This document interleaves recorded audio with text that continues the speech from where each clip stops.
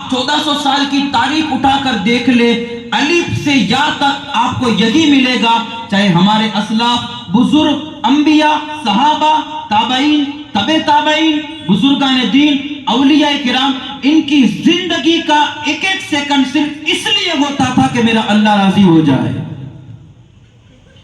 بندے کو بہت کچھ ملے، مال ملے، دولت ملے، شہرت ملے، سب کچھ ملے، اللہ کی رضا نہ ملے، سب سے بڑا مایوس ہے وہ سب۔ ایک بندے کو کچھ نہ ملے لیکن اللہ اس سے راضی ہو جائے، بندے کو سب کچھ مل گیا، بہت بڑی نعمت ہے۔ حضرت رابعہ بصریہ ایک بہت بڑی نیک خاتون اپنے زمانے کی گزری ہے۔ حضرت رابعہ بصریہ رضی اللہ تعالی عنہ کے بارے میں ہے کہ ایک مرتبہ ان کے پاس ایک شخص دعا کر رہا تھا، ایک طرف بیٹھی ہوئی تھی، ایک طرف ایک آدمی دعا کر رہا تھا، اللہ سے کہہ رہا تھا یا اللہ تو مجھ سے راضی ہو جا، یا اللہ تو مجھ سے راضی ہو جا۔ حضرت رابعہ نے جب سنا کہ یہ دعا کی تکرار کر رہا ہے کہ اللہ راضی ہو جا، اللہ مجھ سے راضی ہو جا، اللہ مجھ سے راضی ہو جا، حضرت رابعہ جلال میں آ گئی۔ آنے کے بعد کہتی ہے شرم نہیں آتی اللہ سے اللہ کی رضا مانگتا ہے؟ وہ گھبرا گیا دعا مانگنے والا، کہا میں اللہ سے اللہ کی رضا مانگتا ہوں، میں نے کون سا گناہ کر دیا؟ یہ کوئی برائی تھوڑی ہے۔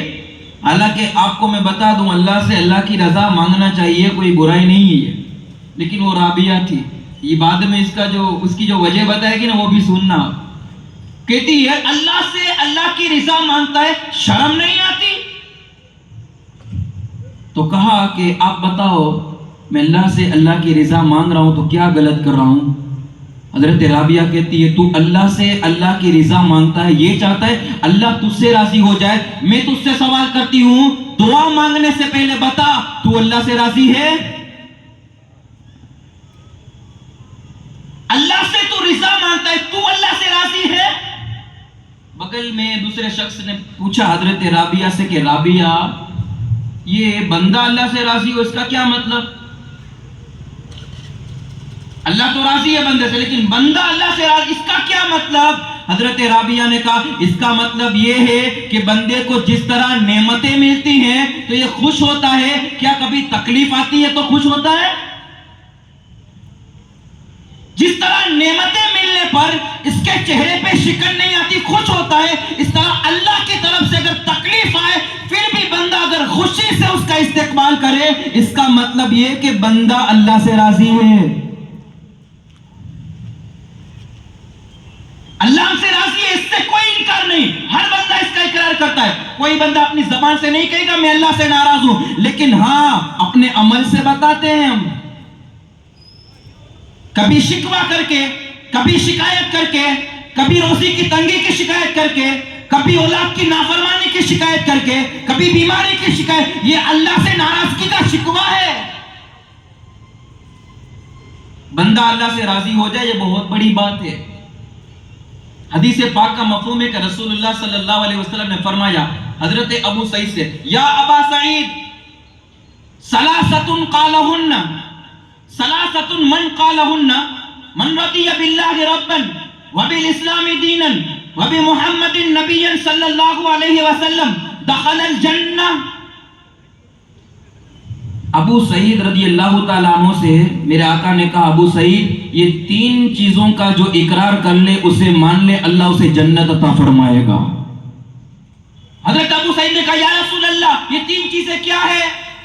رسول اللہ نے فرمایا من رضی باللہ ربا وبالاسلام دینا وبمحمد نبیا صلی اللہ علیہ وسلم، جو اللہ کے رب ہونے پر راضی ہو گیا، جو اسلام کے دین ہونے پر راضی ہو گیا، جو محمد صلی اللہ علیہ وسلم کے رسول ہونے پر راضی ہو گیا، ان 3 چیزوں پر جو راضی ہو گیا اللہ اسے جنت عطا فرمائے گا۔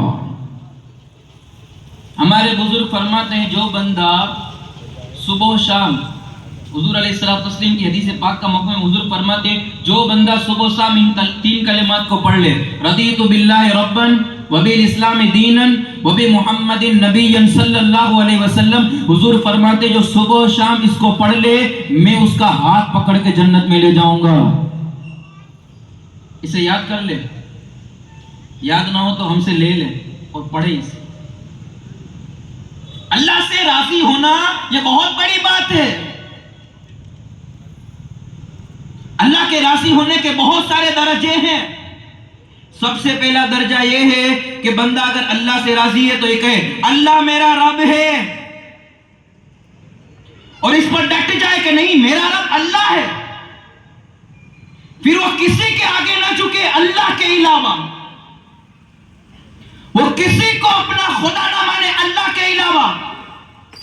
اس کا یقین اتنا مضبوط ہو جائے وہ کہے مجھے زندہ کرنے والا اللہ, مجھے پیدا کرنے والا اللہ, مجھے پروان چڑھانے والا اللہ, مجھے کھلانے والا اللہ, مجھے پلانے والا اللہ, سلانے والا اللہ, جگانے والا اللہ, طاقت دینے والا اللہ, مجھے رزق دینے والا اللہ, مجھے تندرستی دینے والا اللہ, بیمار کرنے والا, سب میرا کوئی ہے تو اللہ.